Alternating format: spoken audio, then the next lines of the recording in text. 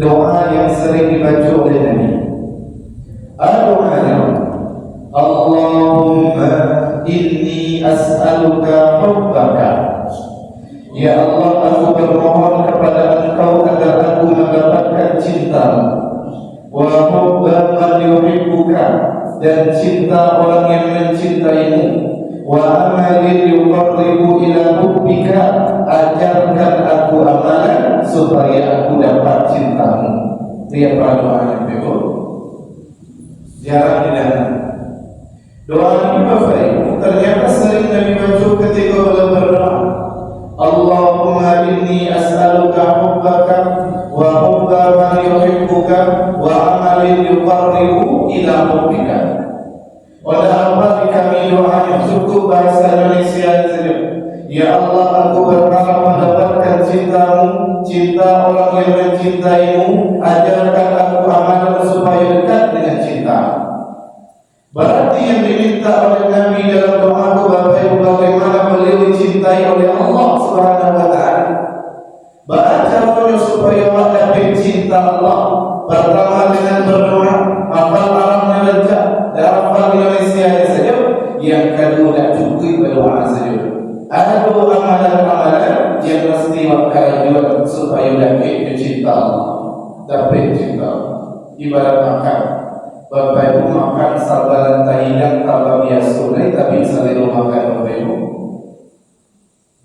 Ubur-ubur ikan lele, jawab dong ni. Hanya menjadi kan makan. Bapak Ibu makan tahidang sabaran biasa, tak makan Bapak Ibu. Biar apa? Tak makan. Kalau Bapak Ibu biasa dulu. Tapi kalau nanti tidak sabar kalau subuh kira-kira tambah makan Bapak Ibu. Lah makan pada makan balik. Kenapa? Yang terlidah itu sabar yang subuh. Agak-agaknya ke Allah Bapak Ibu menentu dulu. Kalau yang makan jual amalan biasa, balasannya biasa. Kalau amalan yang makan jual amalan yang dicintai Allah, balasannya lebih gada dari amal-amal yang lainnya. Apa yang dicintai Allah itu? Pertama, Allah cinta orang yang bersyukur dan bersabar. Kenapa harus ada sabar dan syukur dalam hidup? Kalau ada yang terjadi sesuatu yang kita senangi, ada yang terjadi sesuatu yang tidak senangi. Kalau terjadi yang kita senangi, Allah inginkan Allah bersyukur. Kalau terjadi yang kurang senangi, Allah inginkan Allah menjadi orang yang bersabar. Contoh bahagia selamanya ini Bapak Ibu bahagia? Tidak, akan datang namanya kesedihan. Kalau bahagia tiba, syukur. Kalau sedih dan datang, sabar. Ada kalanya berkumpul, selamanya berkumpul di keluarga Bapak Ibu. Tidak, ada kalanya awak meninggalkan, ada kalanya awak ditinggalkan. Agak terjawab kami bukan perpisahan yang kita isi. Tahu tapi pertemuan yang bersesat ini, ya tak selamanya bersama, nanti datang perpisahan. Sehat tak selamanya sehat, nanti datang sakit. Mudah tak selamanya mudah, nanti datang sulit. Kalau terjadi dan saling saja, ada pahala syukur. Kalau terjadi dan kurang salah, ada pahala sabar. Tapi Bapak Ibu, bersyukur tak cukup dengan alhamdulillah saja. Ada sampai hal yang mesti waktu kalau ingin jadi orang yang bersyukur. Ada yang sampai dosa pertama, awak harus yakin bahwa nikmat itu datangnya dari Allah. Bahagianya Bapak Ibu, anak Bapak Ibu sukses-sukses, ayah Bapak Ibu inginkan terwujud. Ini buat bahagia, ayah Bapak inginkan terwujud. Bukan kerana awak yang hebat, bukan kerana awak sendiri, tapi karena Allah yang memudahkan untuk awak supaya tidak sombong pada hidup. Bapak Ibu, Nabi mengatakan, la yakul jannah masuk surga man kana fi qalbihi, kalau ada dalam hatinya mithqala dzarratin min kibrin, sakadang zarrah dari kesombongan. Sakadang zarrah Bapak Ibu. Pendapatnya banyak, tapi makna zarrah itu adalah bagian terkecil dari sesuatu yang tidak bisa dibagi-bagi lagi ke zarrah. Malizid, contoh kalau seandainya itu karate biasa, karate itu Bapak Ibu cabi-cabian. lah menjadi bagian paket tidak bisa dicabik, dia tidak bisa dibalah, dia itu salah namanya. Makanya ada yang mendefinisikan zalam lebih dibayar.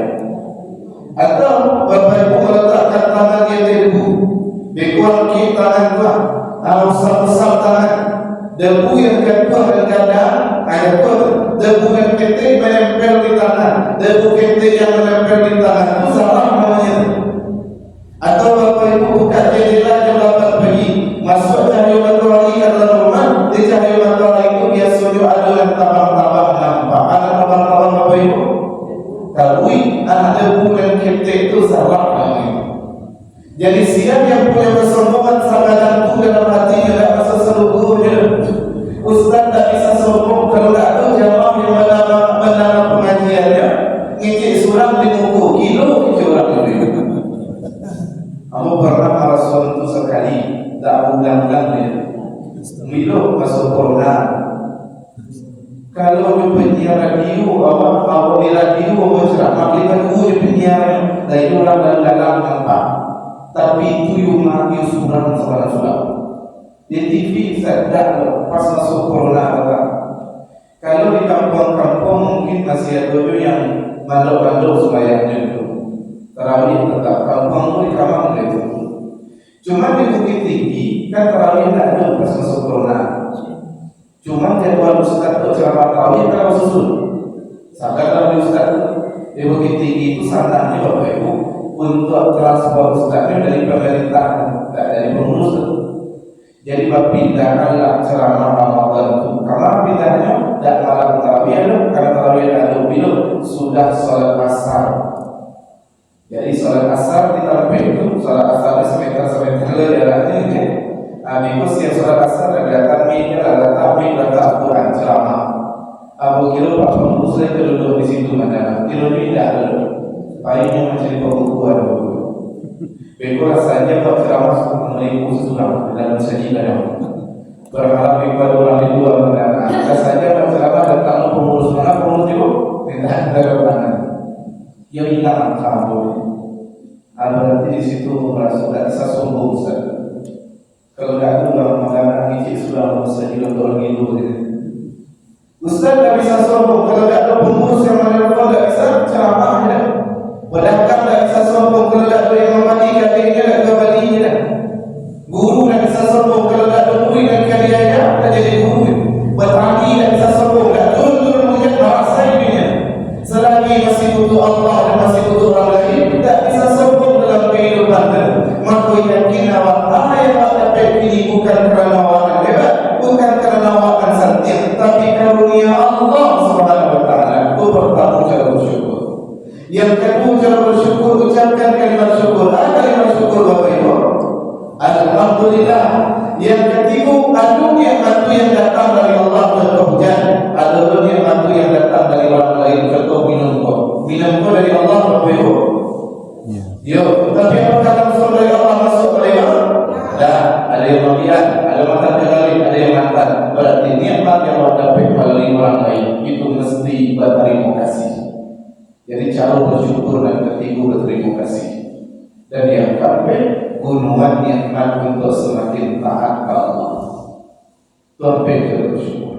Kalau sampai Tuhan ketika dapat nikmat berlaku ayat-ayatnya, wa in ta'adzana rabbukum la in syakartum la azidannakum. Allah tambah kalau dia bersyukur di dalam bait tadi. Tapi kalau kurang dari dalam bait tunjuk kerajuan ketika dia mendapat nikmat, wala in kafartum inna adabi lasyadid. Kalian azab ya Allah. Jadi kan sampai tadi bebo satu. Tu kan Ustaz jadi kajiannya dah apa? Satu ada bebo. Ada baru sekali. Seribu yang mencatat. Yakin yang ada datangnya dari Allah. Yang kedua, ucapkan alhamdulillah. Yang ketiga, berterima kasih kepada orang yang jasa dalam hidup Allah. Dan keempat, gunungan yang untuk semakin yakin ya Allah.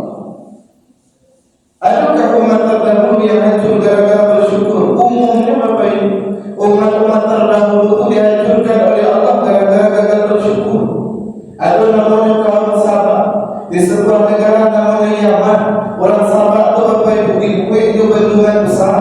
Bendungan besar pun ditampung air. Air itu dialirkan ke sawah-sawah, ke kebun-kebun mereka. Tumbuh subur tumbuhannya, ranum buah-buahannya. Untuk memanennya Bapak Ibu, tidak perlu dipancing, tidak perlu dipetik. Baca memanennya, mau kerajaan, datang kerajaan yang tidak perlu, dan kalian para selesai. Yang buat sesulang buah itu dalam kerajaan. Lain nikmat tu sabaran tu, nikmat sabaran tu ikut kebaru tu Bapak Ibu. Enggak. Orang tu memanennya datang kerajaan, masuk sebuah tu langsung ke dalam kerajaan. Tak perlu lagi manen. Tapi di mana kaum sahabat mungkin hilang, Allah hancurkan bendungannya, mengalir air besar ke kebun mereka, lalu menggenangi air kebun mereka oleh air kering. Akhirnya tumbuhan mereka mati semuanya, diganti Allah dengan tumbuhan batu yang baik sekali. Kenapa mereka dihancurkan? Karena orang sahabat mengatakan rancak tumbuhannya, ranum buah-buahannya, kayu hijaunya itu bukan karena Allah, tapi karena kehebatan mereka Bapak.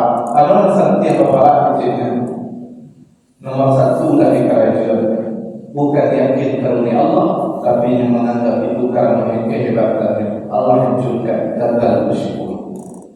Maka itu pula kaji ini ketika salat istisqa. Bapak Ibu, banyak umat terdahulu hancur itu gara-gara gagal bersyukur. Mereka ingkar dengan nikmat-nikmat Allah. Cuma kini sebagian tabligh, mohon maaf ya, salat istisqa kok jadi FOMO. Tahu Bapak Ibu FOMO, tak FOMO, FOMO, FOMO. FOMO itu sebenarnya kini kadang FOMO ikut-ikutan. Orang salat istisqa, orang salat sementara adab-adabnya dapat kerajaan. Adab salat istisqa Bapak Ibu. Satu wasulun berhari wasulun 3 hari dia mengatakan sampai hari, kalau sampai hari 3 hari betul-betul hari yang sampai puasa dan hari sampai itu ada solat istisqa. Sebelum solat istisqa mana kunut nazilah ini dulu. Sebelum solat istisqa mana banyak-banyak istighfar dulu. Sebelum solat istisqa mana banyak minta maaf. Ataupun ketika Jumat sampai ke khatib, tolong baca tentang solat, tentang hujan ataupun istighfar. Ketika berdoa baca doa minta hujan. Lama kerajaan itu barulah gol bila salat istisqa, tak salat ujung-ujung salat istisqa sedang solat. Boleh tak? Boleh. Itu punya sunat, tapi syaratnya kerajaan ada-adabnya dulu. Baru salat istisqa apa? Habis pun salat istisqa pun ada adabnya. Adab salat istisqa, baik salat istisqa di lapangan. Yang kedua, indah salat istisqa boleh di masjid istisqa-nya. Ada pendapat kecil membolehkan kalau ada syarat-syarat tertentu. Memang tak ada lapangan sebelum pemakan syari ataupun hujan hari ini salat istisqa-nya bayar ya. Tapi salat di lapangan. Yang kedua, bagi salat istisqa itu bajunya tak boleh mewah-mewah dan biasa-biasa miang. Nasibku miang koset bebu. Asal dia biasa-biasa. Kalau dilakon biasa itu baru menunjukkan ke Allah yang jiwa sedang sulit ini. Pada salat istisqa itu bawa orang sakit, bawa kalau yang mampu bayi satu sirodan, bawa kursi rodanya, anak kecil, bawa wanita haid, bawa duduk di belakang salat satu dulu, tapi mengambilkan doa kan dunia. Ada pada salat istisqa itu bawa binatang-binatang ternak, kalau kambing, kalau kucing, kalau gantian, kalau kambing ada dalam disampaikan dalam batu yang butuh hanya dakwah saja dan binatang-binatang itu butuh jahil. Habis kau salat istisqa banyak istighfar dalam khatibnya. Ketika khatib berdoa karena lebih tinggi daripada yang biasa, banyak dari kerajaan ini.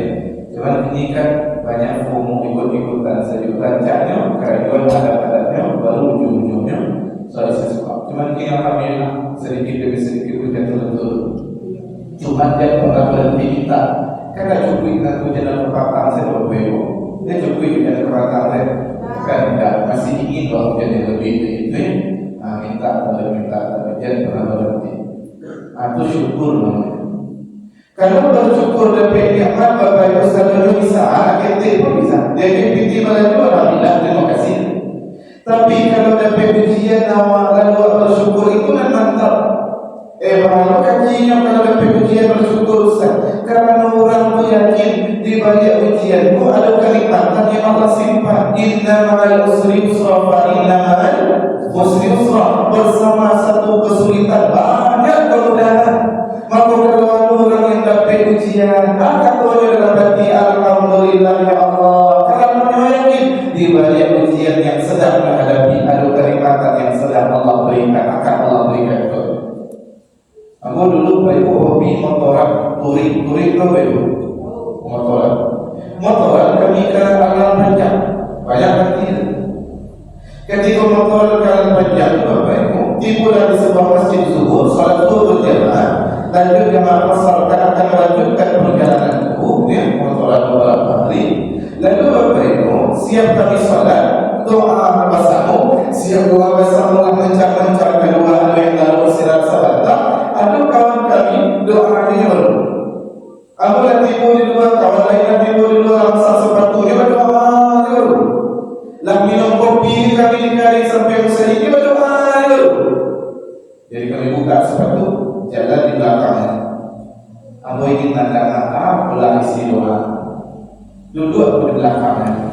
Ternyata isi doanya Bapak Ibu. Ya Allah, Ambung ingin banyak menikah sekepitnya. Ketika dia balik awal sedang dulu ya Allah. Itu doa. Amak jawab Allah menyesal-nyesal. Ya Allah, datangkanlah jodoh tu. Kalau engkau datangkan jodoh ya Allah, syaratnya tiga. Apa syarat doa? Yang satu ya Allah rancak. Yang kedua kayu. Yang ketiga alam kayu. Tinggi itu sering rancak kayu alam kayu. Apa kadang tapi mana doa ada nampak kau baik kalau ini doa tapi ada yang ketika lain.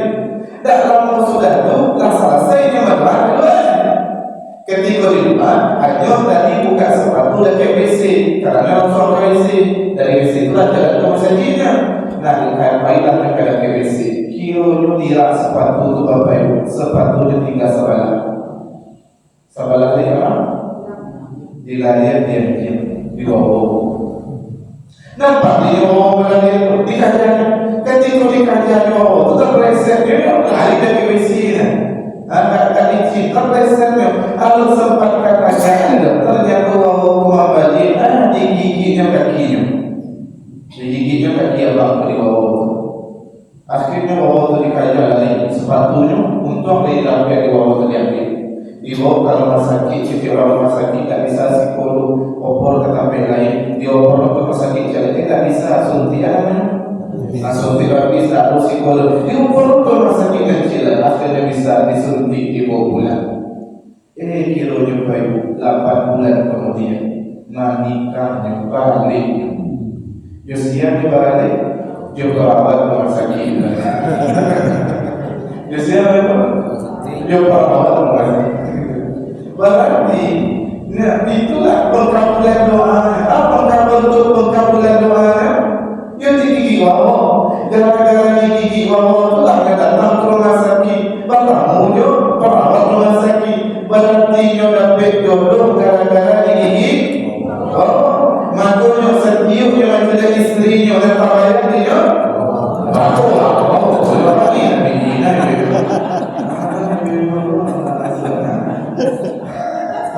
Yang layak dengan syukur. Alhamdulillah ya Allah. Gara-gara gigi wawo itu tak amal lebih jodoh. Kalau tak gigi wawo mungkin mau ketemu jodohnya. Mungkin tak ada ini. Makanya mengucapkan alhamdulillah. Syukurnya ketika dia dapat ujian. Gara-gara ujian itulah dia dapat dari doa-doa itu. Maka barangkali ini banyak masalah. Itu hasil dari doa. Ya Allah, ampuni aku. Jadi kalau Allah turunkan masalah, siapa Allah turunkan semua. Kalau hujan turunkan pada doa, ya Allah ampunikan dosa-dosa kami ya Allah. Allah tunda hujan supaya Allah wassalam sesama ta'ampun ke Allah. Jadi sabar, bersyukur. Akan bersyukur tadi Bapak Ibu. Sabar. Sabar dibagi para ulama menjadi 3. Bagi Imam Ghazali membagi 3. Satu, sabar dalam ketaatan.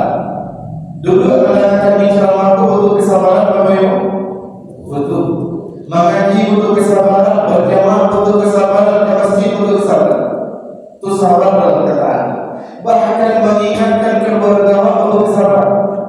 Jangan sampai mulia apa-apa seorang bapak-bapak dan ustaz aku benci di pengajian, wirid pengajian tabligh akbar aku benci benar. Apa salahnya Pak? Aku hijrah umur 40 tahun. Sebelum itu dah salat kini salat, istri aku dah berjilbab, kini berjilbab. Mantap Pak kata. Apa salahnya? Aku ngaji Ustaz. Ayo dikaji fikih, tauhid, taksir. Tiga itu yang rutin kami pelajari. Mantap. Itu di mana kok kajian Pak di pengajian? Istri yang Ustaz. Yang pengajian khusus ibu-ibu. Kenapa? Ada macam. Cuma punya prinsip aku. Setiap pulang mengaji wajib mempraktekkan kaji itu langsung. Pernah yang mengaji tentang sedekah pulang duduk di lagi aku di pasuk-pasuknya bersedekah. Apa sedekah Pak dalam saudaraku seperti itu begitu di pasuk-pasuk dulu. Aku cari daftar pengajiannya mengaji hari itu tentang sholat tahajud di manunggunya pulang pada udah jentuh. Bagus Pak. Tapi yang beri pasuk-pasuknya sholat tahajud di malam. Dan suku apa sholat tahajud suku Ustaz.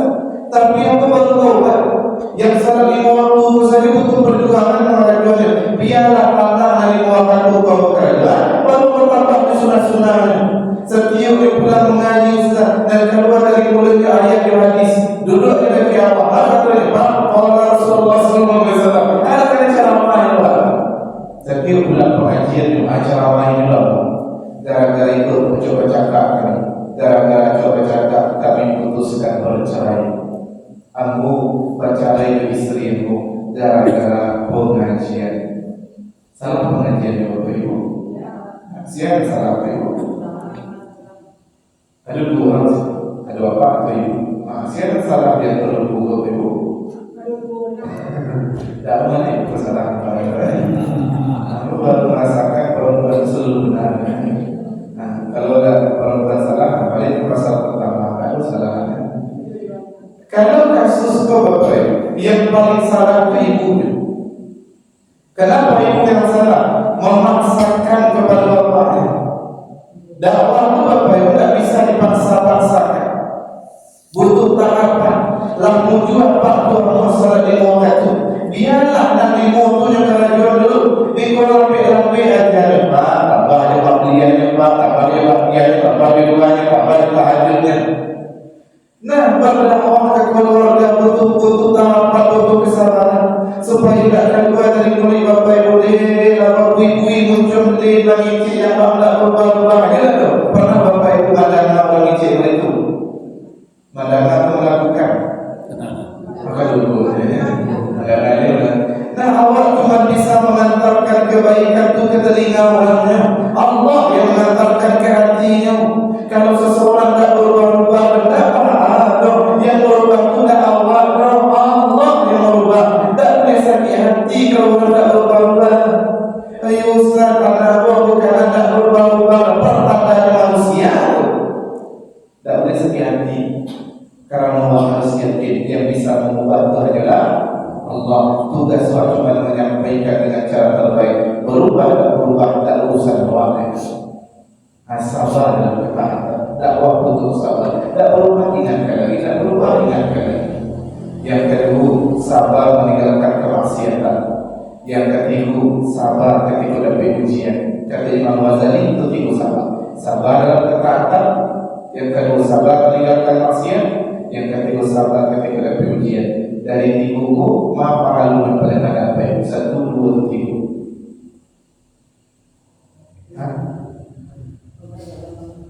Sabar dalam ujian. Kalau aku lebih condong mengatakan sabar dalam ketaatan dan lebih baik. Alasannya, kalau seseorang dapat ujian Bapak, tak ada pilihan yang lain kecuali sabar. Contoh, pulang siang lagi syahadat Bapak Ibu pulang. Ternyata di luar terlampau Bapak Ibu hilang. Ada tak pilihan yang lain kecuali sabar Bapak Ibu? Jangan bagi-bagi pun Bapak Ibu balik boleh terlepas. Dah pilihan satu-satunya sama. Mangkuk silakan mencari, kaki silakan mencari, tangan silakan mencari. Kalau tak bersetuju, pulang selesai. Bagi-bagi pun dah kawan itu. Tapi banyak daripada duduk mendengar ceramah bini kau ada tak pilihan lagi Bapak Ibu? Banyak kalau di rumah menapi nonton di rumah, banyak pilihan lain daripada datang ke situ. Tapi awak lebih memilih datang ke situ. Dua sabar dalam pengajian, gara-gara itu sabar dalam ketaatan Allah ibadah. Godaan banyak dulu. Cuma pada akhirnya ketiga-tiganya para dunia sabar dalam ketaatan, sabar meninggalkan kemaksiatan, sabar ketika ada ujian. Nah itu yang pertama yang dicintai Allah. Aku syukur dan sabar. Makanya Bapak Ibu, beraja akhlak lebih payah daripada berada fikih. Kalau berada fikih dulu aku aja cara dulu Bapak Ibu. Biko pas udah isyarat bisa dulu dan Bapak Ibu bisa. Tapi kalau berada sabar, siap isyarat kau pulang tak bisa sabar langsung Bapak Ibu. Harus banyak hal yang wajar. Makanya Biko kalau timbul di rumah, aduh saya ujian berarti sedang ujian kesabaran. Seseorang akan diuji doa yang dipelajarinya, doa yang dipahaminya. Siap-siap diuji juga Bapak Ibu ya. Insya Allah harus menunggu setia. Siapa paling sabar di antara orang yang hidup di dunia? Kalau udah yang dikatakan Nabi, orang banyak menyangka itu Nabi bisa terpaksa. Anak Nabi buat bahas itu. Anak Nabi berapa Ibu? 8 anak. Anak Nabi lepas datang Nabi itu, nah tujuan betul juga boleh, jadi ada boleh.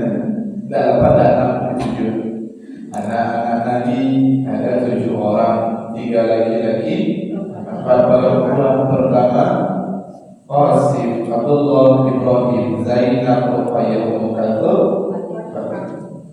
Anak Nabi awal-awal lagi sebelum Nabi belum diangkat jadi Nabi dan Rasul itu namanya Zainab. Zainab itu lahir ketika ayahnya masih sangat dihormati oleh orang-orang kafir karena belum jadi Nabi. Ibunya masih kaya raya Khadijah. Zainab lahir dalam keadaan kemewahan. Lalu ketika Zainab sudah siap menikah, datang seorang laki-laki namanya Abul As. Kata Abul As, wahai Muhammad, aku ingin meminang anakmu namanya Zainab. Khadijah mendengar Abul As melamar Zainab, bahagia luar biasa.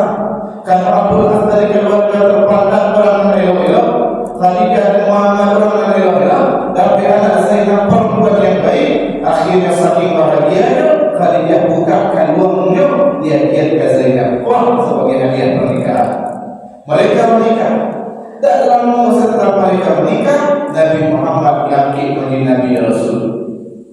Tentu Nabi Muhammad mengajak Khadijah, mengajak Zainab, anak-anaknya dulu memeluk agama Islam. Semuanya dulu. Dan Zainab pulang ke rumah suaminya.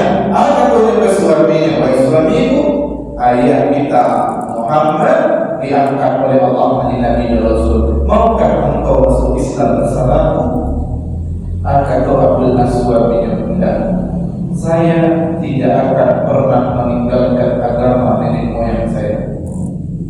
Ujian pertama Zainab Allah, suaminya dan anakmu masuk Islam. Dalam sesudah itu ada perang Badar, perang kaum muslimin melawan orang-orang kafir. Ketika itu Bapak Ibu, Abul As pergi perang, Nabi Muhammad pergi perang tapi di barisan yang berbeda.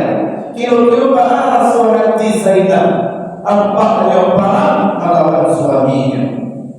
Ujian kedua Zainab, atau suaminya memerangi bapaknya. Berarti buat dia. Ternyata Bapak Ibu dalam peperangan tadi, Abul As kalah, tertangkapnya. Sebelum peperangan Bapak Ibu, Nabi berhijrah ke Madinah. Yang Abul As tidak mengizinkan si Zainab pergi. Zainab tak baik, Bapak hijrah, tertinggal sendiri. Akhirnya sudahlah suaminya tak beriman kepada ayahnya. Yang kedua suaminya memerangi ayahnya. Yang ketiga bayi hijrah tak dibawa. Tinggal di suami. Ketika perang kali Abul As kok dicari di Zainab, suami nantinya pulang, suaminya tak pulang. Ditanya Abul As kok tak pulang siap perang? Anak tak kok. Siapa yang mana kok? Ayahku. Maka lucu dulu.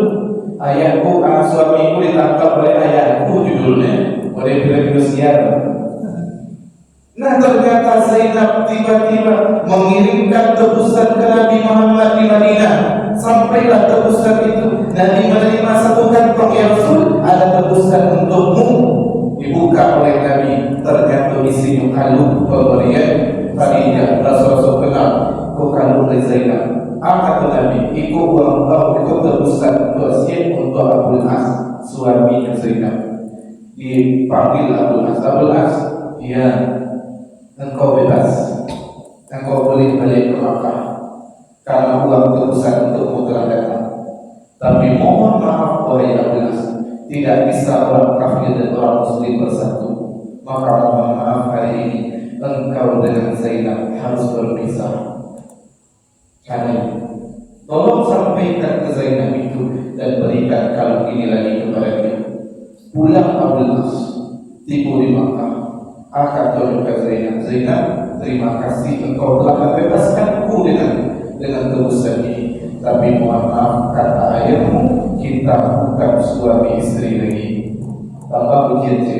Yang pertama ujiannya dulu, hanya beriman suaminya. Yang kedua, suaminya memerangi ayahnya. Yang ketiga, dari bawah ke hijrah Madinah. Yang keempat, kalungmu harus diajar untuk membebaskan suami. Yang kelima, anda harus cari. Engkau harus aku antarkan ke pintu ke Makkah. Lah dua menjauhi. Lah siapanya orang-orang, lananya dekat kudunya, kata munculnya, lalu diantarkan ke depan kota Makkah karena malu orang Islam dari Madinah yang kau menjauhi anak Nabi Zainab. Ternyata Abu Lahab dan Abu yang lain tahu di panahnya lah kudu yang dinaiki oleh Zainab karena kaki kudu tadi, rabah kudu tadi, Zainab yang dia pun jatuh dalam sesudah itu mengalir darah segar dari pahanya. Ketika itu Zainab sedang mengandung anaknya Abul As, karena jatuh Zainab keguguran. Tambah lucu lain masalah keguguran. Sekarang masalah ibu, masalah ibu sebanyak itu masalah oleh Zainab. Enggak. Anak Nabi bisa saja minta ke Allah, karena Pak tolong minta ke Allah. Kayu juga waktu dibahagian silahkan banyak masalah kayu bisa tak ibu bisa. Tapi Zainab tetap diuji. Nah tak bisa ke Makkah kalau ke Madinah karena dipanahi oleh Abu Lahab yang balik ke rumah. Tapi mereka tak bisa aja bisa kamar karena tidak suami istri. Begitu Abul As berusaha wudhu baca dia bebas Zainab sampai ke Madinah. Kiranya suatu hari bisa. Akhirnya sampailah Zainab di Madinah, itu ayahnya. Bahagia, tapi tak lama sudah tu Abul As pergi berdagang. Ketika pergi berdagang lewatlah Madinah, dikajar orang Islam. Ketika dikajar orang Islam, Abul As sampai ke tangguh, dicarinya satu rumah yang bisa manduk dari situ. Dia ketok pintu, tolong, dibuka. Ternyata yang dia ketok pintu rumah Zainab. Dibuka di Zainab, dibunuh antar balik. Malam-malam mengantar ketok pintu. Dibuka. Menangis sih Pak, aku ditanya orang Islam, tolong selamatkan aku. Salah. Tapi tolong jaga laki-laki, awak suami istri. Dalam sudah bertahun dan orang Islam, khabar Nabi kalau Abul As di situ, akan tolong Zainab. Abul As dalam jaminan saya. Maka kata ke ayahnya, ya selamat kalau saya Abul As ke ibu barang dagangan negaranya di bawah diselamatkan, akhirnya bebas. Ibu Abul As itu di Makkah, angkat tunjuk Abu Lahab. Abu Lahab, kau barang dagangan engkau, saksikanlah. Asyhadu an la ilaha illallah wa asyhadu anna masuk Islam Abul As. Lari kemudian ke Madinah, didatanginya dari Muhammad, ya Rasul, saya telah masuk Islam. Maka izinkan saya menikahi anak lagi. Dinikahkan. Ujung-ujungnya baby. Bahagia. Dari sekian banyak ujian bersama menjalani, ujung-ujungnya bahagia. Maka kalau ada ujian, ada anak kacamata kata Imam Ibn Qayyim mencari ujian. Tapi kacamata yang pertama kacamata tauhid. Kacamata mencari ujian itu dari sisi Allah yang memiliki dia. Itu terserah Allah. Maka kalau ibu-ibu bapak-bapak ada ujian, kejarkan di ya Allah aku kui hamba. Ujian kui terserah Allah, kematian ujian itu terserah Allah. Itu Allah. Allah dipilih oleh Allah. Allah hambanya Allah dari sana turun ke Allah. Tapi kalau di perusahaan, awak karyawannya, kata bos kau sibuk kan, terus gue kira-kira kau bosnya berapa? Masuk malam ini, nanti kau kerja, kalau karyawan sih kau tidak. Awak dari sana tu satu. Kalau paham konsep tauhid itu, tapi ujian, ini bapak kan terserah Allah, ini tanah biasanya belajar ujian. Itu pertama sabar dan syukur. Yang kedua, yang dicintai oleh Allah Subhanahu Wa Taala itu siapa? Orang yang senantiasa berlaku adil. Adil itu apa maknanya? Menempatkan sesuatu bertambah adil. Lawan adil apa itu? Zalim. Zalim itu meletakkan sesuatu dan bertambahnya. Contoh, dari fungsinya begitu. Kata ayatnya berapa itu? Minum adil namanya. Tapi kalau kalian mau komisi, itu kalian itu mati, zalim namanya. Kalau ada fungsi kalian itu mati, kalau mati berbeda itu. Sebaliknya kalau kalian itu minum zalim namanya.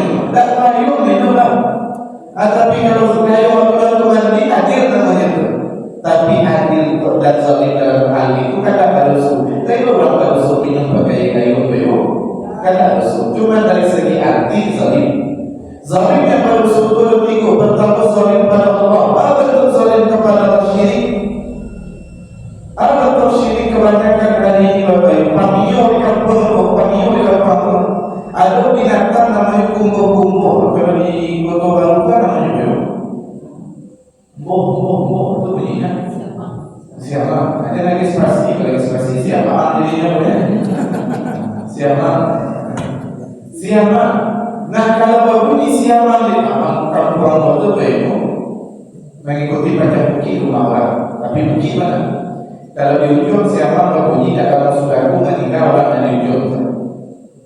Kalau di ujung kok lagi kita sali kita teroyo itu bunyi siapa? Atau kamu sudah tahu ada sikuran dari sikuran meninggal, baik orang lagi kamu atau di lampau yang penting rumahnya di situ. Kalau di tengah-tengah siapa berbunyi kalau ada jadi pengembut. Rumahmu di tengah-tengah, tidak kalah oleh kau, tidak kalah itu demikian. Nah setiap siapa berbunyi, tidak ada masalah itu memang dirinya. Beberapa orang yang bilang asal berjamaah mati isyarat berbunyi siapa? Allah Rasul siapa di situ bunyinya. 2 hari setelah kejadian, ada orang semua meninggal dunia. Di situ ada 2 hari, ada bunyi binatang, ada kematian. Apa cara memkompromikan dan kalau dapat yakin bunyi binatang sebagai sebab kematian, syirik apa? Yang bisa mematikan itu hanyalah Allah saja. Tapi kalau dengan bunyi binatang itu tak karena dia buat kematian, itu tidak ada. Tapi kalau yakin itu penyebab kematian, syirik. Apa tanya ini dulu kan siapa mengador, dulu burung murai. Masuk burung murai ke rumah orang, dalam suatu hari meninggal. Ada di dunia kau Bapak Ibu yang sebab akibat. Ada di dunia kau yang terjadi beruntang. Contoh momen hari usia berbunyi dan momen waktu itu takdirnya orang itu wafat. Tidak ada hubungan kedua. Semua orang jambak balik. Ibu, itu betul jadi yang singgung dia. Semua jambak boleh waktu saya di Allah melihatkan ini. Apa itu? Keluarga yang hal itu yang terjadi. Setiap ada keluarga yang berani berbuat dengan jabat, apa yang itu jangan terus. Yang kacau pada sementara yang penting lain itu sementara itu tak ada lagi. Dia bulan di malam. Aku berani dari pagi sampai malam berjalan. Tak terus. Tiba berada di situ di bumi setelah habis selesai berada terang kali ni. Nama syukuri yang berdoa sebanyak hujan dan turun mungkin sebanyak turun sekian satu seorang dua minit. Cuma ke istri itu kesian akan tahu yang halal. Lihatlah langit pun menangis dengan derasnya melepas bidadarinya untuk mendampingi bunga. Itu saja. Karena Nah, itu hanya sebuah hal yang terjadi bersama. Memang hal itu yang balik dan memang hal itu belum takdirnya hujan. Tak sebab akibat. Sama juga Nabi Adam turun dari seluruh. Nabi Adam itu turun dari seluruh bukan karena makan buah budi, tapi memang takdir beliau turun ke bumi dari seluruh. Ayatnya dari wahid qala rabbuka lil malaikati inni ja'ilun fil ardi khalifah. Sebelum Nabi Adam itu kata Allah, wahai malaikat, aku akan ciptakan makhluk baru dan nanti makhluk itu akan menjadi khalifah di mana? Di bumi. Berarti sebelum Nabi Adam tercipta, Allah Nabi cipta malaikat. Kalau Nabi Adam itu kelak akan turun ke bumi. Cuma kejadian dia waktu yang sama, hari itu makan buahnya, hari itu akhirnya turun ke bumi. Kalau yakini Nabi Adam turun ke bumi gara-gara makan buah budi, itu banyak orang menyalahkan Nabi Adam ini. Aku gara-gara sama Nabi Adam turun ke bumi, kita disebut atau mana? Banyak menyalahkan Nabi Adam. Nabi Adam pernah salahnya. Bapak zalim pada Allah bentuk syirik, penutup kejian. Ada yang berangkat, tanya Ustaz. Tahu Ustaz kampung ke lima? Jadi namun tahu di mana kampung tu jalannya sekian ini sampai itu ke maksudnya jalan lupa katanya. Mengaku ke kampung, kalau itu yang bertanya dulu di dalam ini, mengaku ke kampung, kamu perlu lebih. Satu kampung di kampung itu tidak ada dokter, tidak ada dokter besar. Itu karena kurang pintar. Aku tanya, juara bala di sekolah ada buku, tak tahu nih buku juara bala. Mungkin ijazahnya palsu mungkin tuh, karena aku ngaku di dalam kita, tak tahu ijazahnya. Apa aku tak pakai lagi dong? Yo, kecil orang banyak yang lebih ke situ sihat, tak aku dulu. Yo, aku lebih ke mana ini? Baik, 2 hari setelah itu ketemu aku lain. Foto orang saya hebat itu, oleh saya mau kiriman. Sorry-nya, ini aku kampung tu. Aku cari lah apa sesuai foto yang terima. Nampaklah Pak tu duduk di tepi jalan. Mungkin sedang ada pasien anggur, kan? Bertanya-tanya banyak hal. Akhirnya kita berjumpa, Ustaz. Aku di musaji kampung apa? Lain khutbah, lain haji. Tapi selama mau khutbah di situ tidak nampak Pak sholat Jumat tu. Mohon maaf, di mana Pak sholat Jumat? Jawaban Pak pun luar biasa. Abu Jumat juga simpul Ustaz. Tidak ada lebih tinggi. Baik kumur, tidak ada baik kumur. Dibasuh, tidak ada dibasuh. Dimaki, tidak ada dimaki. Tidak ada di Sumatera Barat. Oh di Jawa, tidak ada di Indonesia. Di mana? Aku setiap sholat Jumat di Makkah Al-Mukarramah. Apa cara menyukil itu? Apa cara setiap Jumat ke Makkah? Orang nanti kalau salah kurang iman dalam percaya positif, maka bapak hati-hati. Kalau kabar baik sampai orang yang mungkin tak dokter tapi sampai orang nasihat yang hebat dan setia kepada orang kalian. Kalau lainnya ibadah, lain salatnya istiqamah dalam kebaikan, syarat-syarat yang diminta tidak payah-payah dan aneh-aneh, bisa jadi karamah namanya. Hal ajaib yang Allah berikan kepada seseorang karena seseorang mendaki, Allah karamah namanya. Tapi supaya tidak ada ibadah, tidak ada keseluruhan ngaji, tidak bisa melakukan hal gaib, bisa jadi sihir namanya, bersekutu jadi syaitan. Maka jadi dulu Bapak Ibu, kadang orang tak sabar sakitnya, akhirnya menempuh jalan-jalan itu untuk berubah. Bapak Ibu, kamu temukan dukun yang tobat. Dukun tobat waktu itu, akan bisa. Aku kalau mau orang itu pakai jin. Kalau ada di tubuh orang sakit itu jin, aku lawan jin aku. Kalau ada jin aku, kata dukun aku bisa menguasai tubuhnya, bisa dilokap sakitnya balik supaya datangnya balik. Bisa waktu yang hampir bakal sakit. Sakit aja bagi aku lebih banyaknya orang. Tapi kalau kalah jin aku, jin itu berarti dua jin itu buahnya. Kan bahaya lebih. Jadi yang pasti syaratnya daun biku minum itu boleh itu boleh ya apa namanya. Tapi kalau ini cara usah dan diikuti itu zalim pada Allah. Yang kedua zalim, kita lanjutkan setelah iklan berikut ini. Masuk ke Malaysia menarik. Ada kesempatan lagi yang boleh. Yang pertama zalim Allah boleh, yang kedua Allah ada kesempatan. Ada pertanyaan sampai situ Bro? Kalau di luar kita cuma kayak dulu. Apa sampai sana? Nah itu saja dulu. Yang pertama yang disukai dan dicintai Allah siapa? Yang bersabar dan bersyukur. Mana paling sabar dan syukur Bro? Dan paling paling bersyukur. Banyak orang ketika ujian bersabar, tapi ketika Allah ubah dirinya jadi orang yang hebat, jadi orang yang berkayu, jarang yang mampu bersyukur. Yang kedua, yang dicintai Allah itu orang yang adil, bukan orang yang zalim. Zalim itu di antaranya zalim Allah, jauh-jauh dari kesyirikan. Itu saja kajian orang di malam hari ini. Kalau ada yang bantu dari Allah, puji Allah saja. Kalau ada yang